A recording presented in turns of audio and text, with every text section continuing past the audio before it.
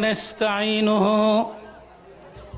ونعوذ بالله من شرور أنفسنا ومن سيئات أعمالنا من يهده الله فلا مضل له ومن يضلله فلا هادي له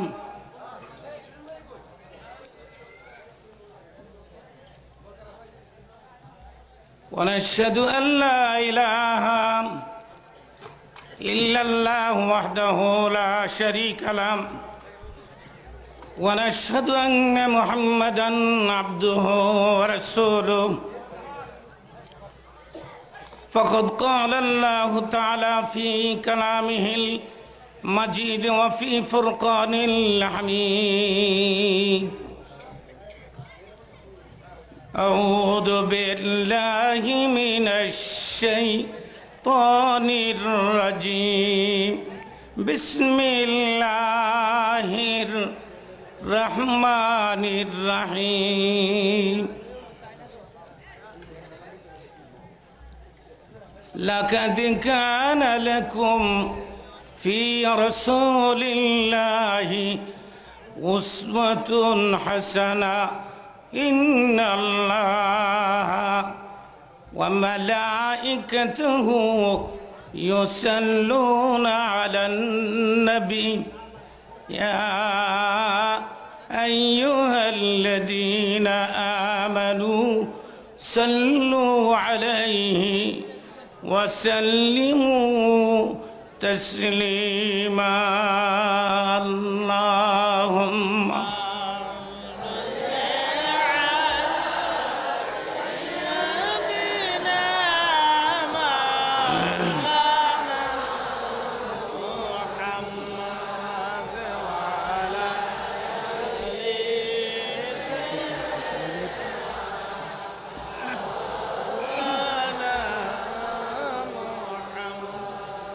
একটু আওয়াজ করে বলি আল্লাহুম্মা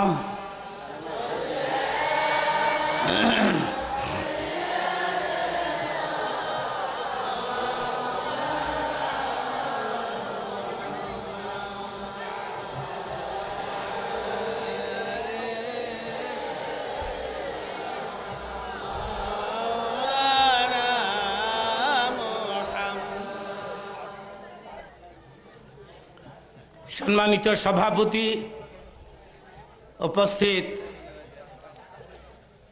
সম্মানিত উলামায়ে কেরাম, সম্মানিত মুসলিম ভ্রাতৃবৃন্দ, পর্দার ভেতরে মা ও বোনেরা, আল্লাহ পাকের শুকর যিনি আমাদেরকে মুসলমান করেছেন। আমরা মুসলমান হতে পেরেছি। আমরা গর্বের সাথে বলতে পারতেছি আমি একজন মুসলমান। আমরা বলি আলহামদুলিল্লাহ।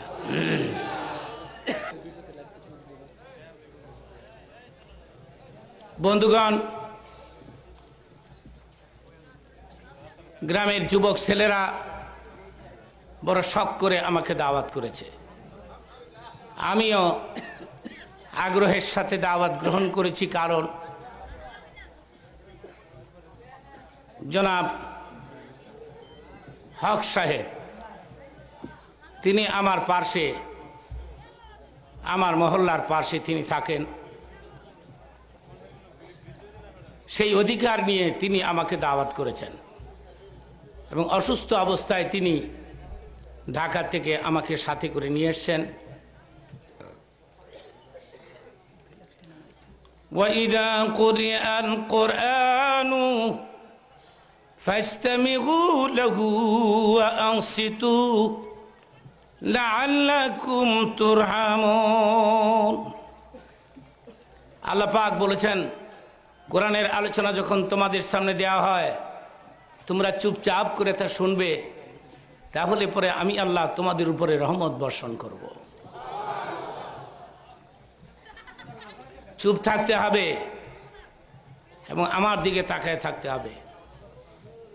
বক্তা যখন তার বক্তৃতা স্টার্ট দেয়, শ্রোতাদের কাজ হলো বক্তার মুখের দিকে তাকায় থাকা, বক্তা কালো হোক অথবা সুন্দর হোক, ঠিক কিনা? আমার দিকে তাকায় থাকতে হবে ভাইরা। আপনারা আমাকে অনেক ভালোবাসেন, আমি জানি। এইসব এলাকার মানুষ আমার ওয়াজ শোনাকে ভালোবাসে, আমাকে ভালোবাসে, আমিও তো আপনাদেরকে ভালোবাসি। হাদিস শরীফে আসছে, বসে পড়ুন, দাঁড়িয়ে থাকবেন না, বসে পড়ুন। আমরা জান্নাতের ভেতরে আছি, বলুন মারহাবা। কোথায় আছি? জান্নাতের ভেতরে। কোনো চিল্লাচিল্লি আছে? মিছিল টিছিল? কোনো দাবি দাওয়া? জান্নাতে হরতাল টরতাল আছে? জান্নাতে তো এগুলি নাই। জান্নাতে শান্তি আর শান্তি, সুখ আর সালামুন কাওলাম মির রাব্বির রহিম। সালাম সালাম, বেহেশতে শুধু শান্তি আর শান্তি। চিৎকার মেরে বলেন মারহাবা। হাদিস শরীফে আসছে, মসজিদে নববীতে এক ইহুদি মসজিদে নববীর বারান্দায় অথবা ভেতরে এক ইহুদি দাঁড়ায় পেশাব করতেছে। হযরত মুহাম্মদ সাল্লাল্লাহু আলাইহি সাল্লাম সেখানে ছিলেন, আর হযরত ওমরে ফারুক।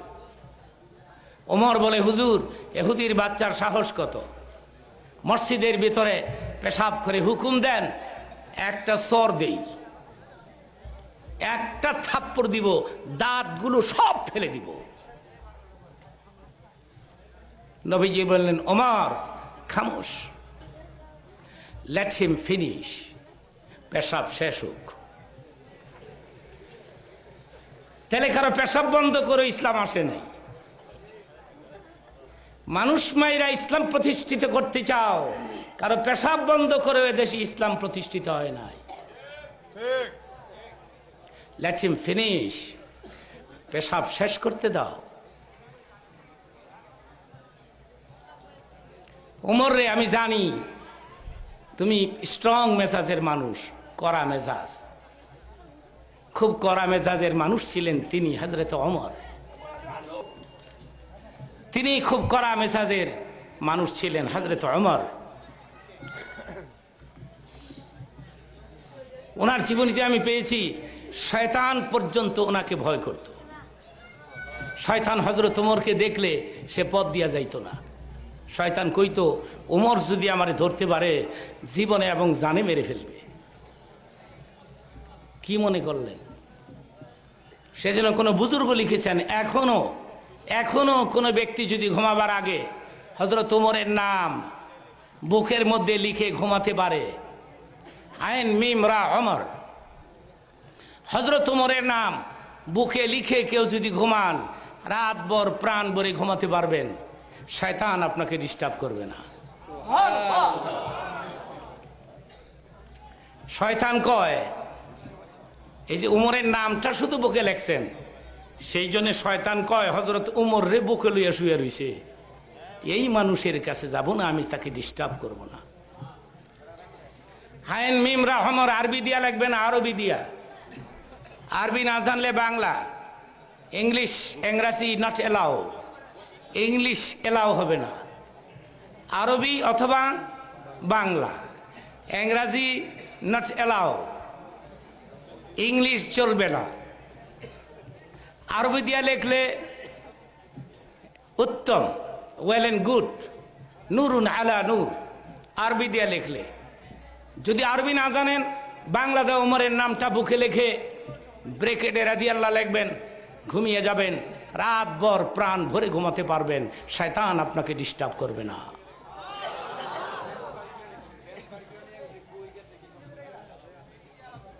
তার জীবনীতে আমি পেয়েছি, তিনি একদিন মসজিদে নববীর বারান্দায় ফজরের নামাজের পরে ওয়াজ করতেছেন, নসিহত। তো সূর্য উঠছে। আপনারা বলুন তো, সূর্য কি কারো পারমিশন নিয়ে উঠে?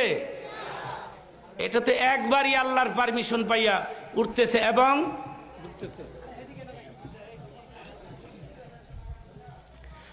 প্রবল জ্ঞানী হইবে যাহারা, আপন মনেতে বুঝিবে তাহারা, রাত্রি পারে না আগে যাইবার, দিনের স্থান করি অধিকার, চন্দ্র পারে না সূর্যকে ধরিতে